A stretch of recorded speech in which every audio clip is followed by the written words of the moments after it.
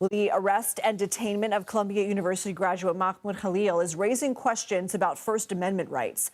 Khalil, a U.S. permanent resident, helped organize pro-Palestinian protests at Columbia University last year. The Trump administration is trying to deport him over this, though he has not been charged with a crime. And this has sparked protest over what some are calling a violation of his constitutional right to free speech.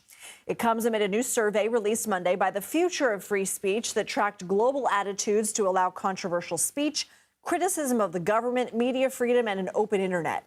It found a 3% drop in support for free speech here in the U.S., which puts America's rank at number 9 out of the 33 countries surveyed.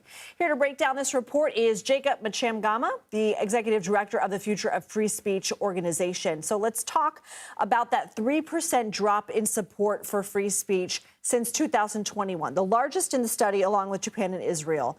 And your report points to the polarization as a factor in the U.S. Can you explain that?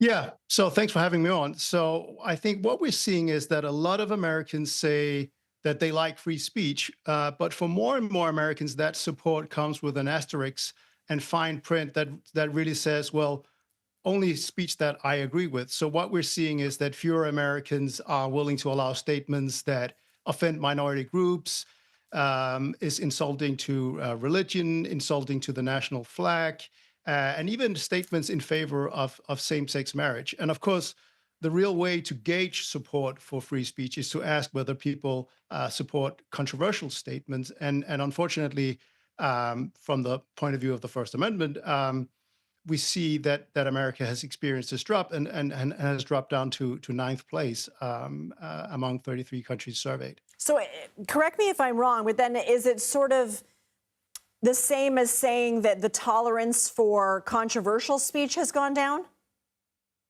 Yeah, I mean, that's part of the measure. What we see, if you ask people in the abstract, do you support free speech? Is it important to be able to criticize the government? Almost everyone says yes, and especially in America.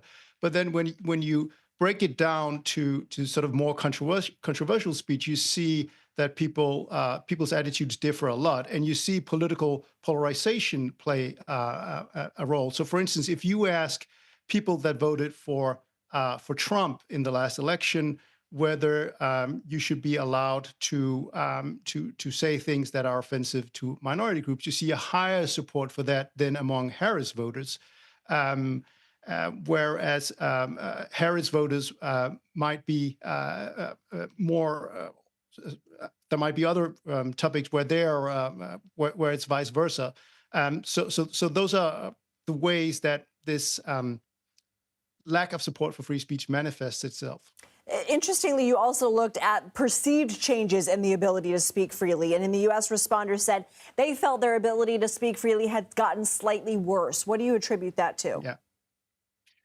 So I think that, again, political polarization is important. So you have conservatives who think that social media platforms and universities over-police their speech, that cancel culture has led to self-censorship, double standards on what's acceptable speech.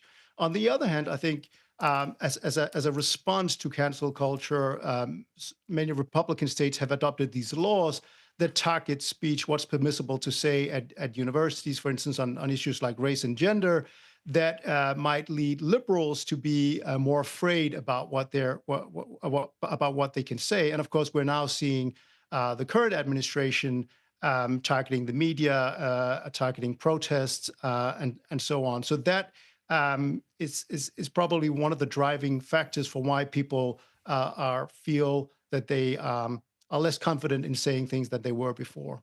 Well, Jacob Mchangama, it's an interesting study, and we really appreciate you joining us to break it down. Thank you. Thank you.